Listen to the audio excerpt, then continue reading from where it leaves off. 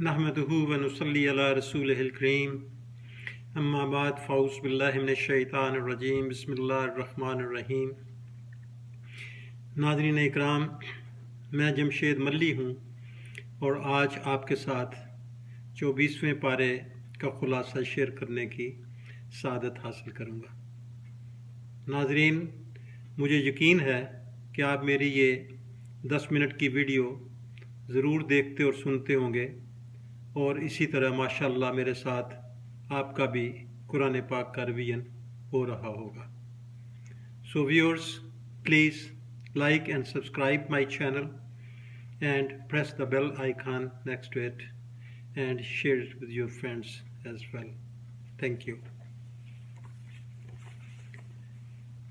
Nadreen, 24वें पारे का आगाज़ सूरह ज़मर से होता है।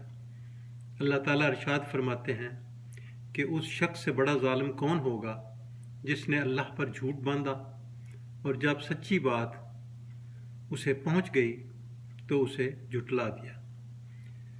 झूठ बांधने वाले लोगों में वो तमाम ग्रोह शामिल हैं जिन्होंने अल्लाह की ज़ात के साथ शिरक किया। कफ़ारे मक्का ने बुतों को अल्लाह का शरीक ठहराया और फरिश्तों को अल्लाह की बेटियां करार दे दिया। इसी तरह ईसाइयों ने सैयदना मसीह अलैहिस्सलाम को, जबकि यहूदियों ने उज़ैर अलैहिस्सलाम को अल्लाह का बेटा करार दे दिया। ये तमाम के तमाम गिरोह इस बात से गाफिल हैं कि अल्लाह ताला ने जहन्नम को काफिरों के लिए मुकर्रर फरमा दिया है। इसके बाद अल्लाह ताला फरमाते हैं कि रसूल करीम सल्लल्लाहु अलैहि वसल्लम सच्चाई की दावत लेकर आए और जिसने आप सल्लल्लाहु अलैहि वसल्लम की तस्दीक की वो अहले तकवा हैं और उन लोगों के लिए परवरदिगार आलम के पास वो सब कुछ मौजूद है जो वो चाहेंगे। रसूल करीम सल्लल्लाहु अलैहि वसल्लम इस पर रंजीदा हो जाते हैं कि आप काफिरों को सिराते मुस्तकीम की दावत देते और वो आपकी हक पर मबनी दावत को ठुकरा देते थे। इस पर अल्लाह ने कहा कि जो हदायत को कबूल करेगा तो वो अपने फ़ायदे के लिए करेगा और जो कोई गुमराह होगा उसका नुकसान उसी की ज़ात को होगा। इस सूरह में अल्लाह ने अपने बंदों से मुखातब होकर कहा कि ऐ मेरे बंदो, जो अपनी जानों पर जुल्म कर चुके हो, मेरी रहमत से नाउमीद न होना। बेशक अल्लाह ताला सब गुनाहों को मुआफ़ करने वाला है। इस सूरह में अल्लाह ताला ने क़यामत की मंजरकशी की कि क़यामत के दिन तमाम ज़मीन अल्लाह की मुट्ठी में होगी और सारे आसमान उसके दाएं हाथ में लिपटे होंगे। अल्लाह ताला फरमाते हैं कि जब सूर में फूंक मारी जाएगी तो आसमान और ज़मीन में जितने रहने वाले हैं सब बेहोश हो जाएंगे सिवाय उनके जिन्हें अल्लाह चाहेगा। फिर दूसरी बार फूंक मारी जाएगी तो वो खड़े होकर देखने लगेंगे और ज़मीन अपने रब के नूर से रोशन हो जाएगी और तमाम अमाल नामे रखे जाएंगे और अंबिया और शुहदा लाए जाएंगे और उनके दरमियान हक के साथ फ़ैसला किया जाएगा। सूरह ज़मर के बाद सूरह मोमिन है जिसके शुरू में अल्लाह ताला ने अपनी बात सिफ़ात का ज़िक्र किया है कि अल्लाह ताला गुनाहों को माफ़ करने वाला और तौबा को कबूल करने वाला है और उसके सिवा कोई माबूद नहीं। अल्लाह ताला ने तज़किरा किया है अर्श अज़ीम को उठाने वाले फ़रिश्ते और जो फ़रिश्ते उसके इर्द गिर्द जमा हैं सब अपने रब की पाकी बयान करते हैं और इस पर ईमान रखते हैं। ईमान वालों के लिए दुआए मग़फ़िरत करते हैं, कहते हैं कि ऐ हमारे रब, तूने अपने रहमत और इल्म के ज़रिए हर चीज़ का अहाता किया हुआ है, बस तू उन लोगों को मुआफ़ कर दे जिन्होंने तौबा की और तेरी राह की पैरवी की। اور تو انہیں جہنم کے عذاب سے نجات دے۔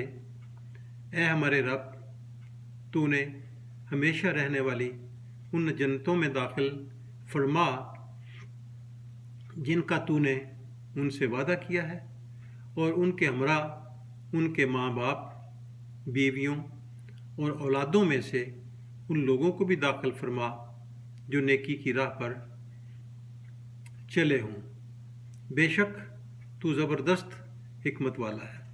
اللہ تعالیٰ نے یہ بھی ارشاد فرمایا کہ اللہ تعالیٰ کی آیات کو جھٹلانے والے کافروں کے علاوہ کوئی نہیں ہوتے، اور زمین پر ان کے ٹھاٹ پاٹ اور شاہانہ انداز زندگی دیکھ کر انسان کو گمراہ نہیں ہونا چاہیے۔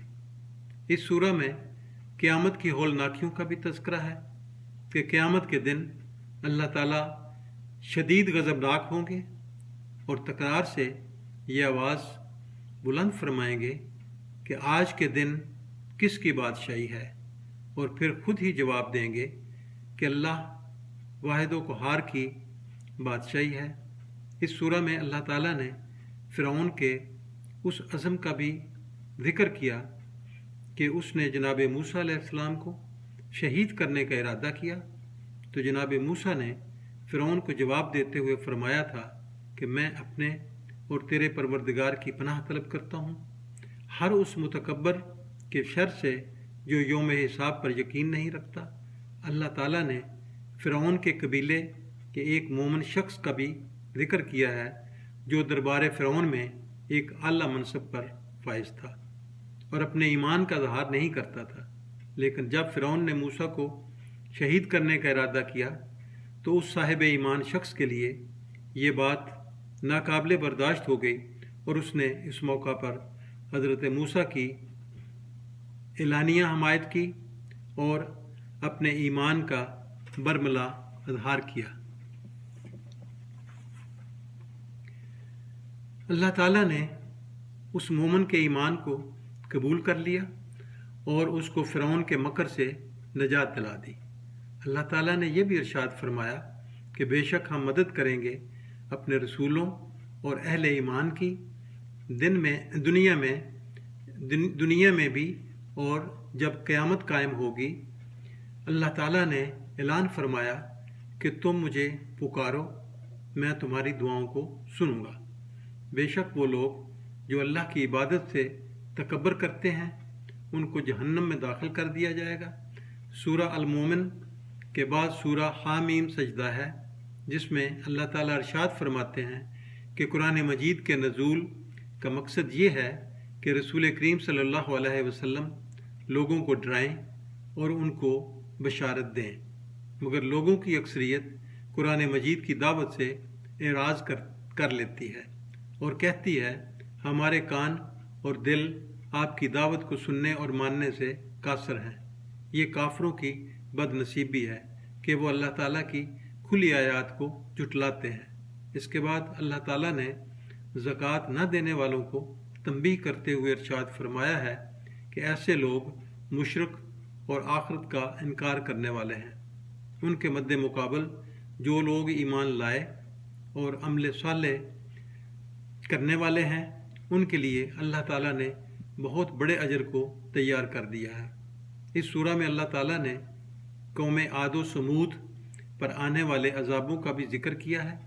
اللہ تعالیٰ نے ارشاد فرمایا کہ بے شک جن لوگوں نے کہا کہ ہمارا رب اللہ ہے اور انہوں نے اس بات پر استقامت کو اختیار کیا، تو اللہ تعالیٰ ان پر موت کے وقت فرشتوں کا نزول فرمائے گا، اور فرشتے ان کو کہیں گے کہ نہ ڈرو اور نہ غم کھاؤ، تم کو جنت کی بشارت دی جاتی ہے جس کا تم سے وعدہ کیا جاتا تھا۔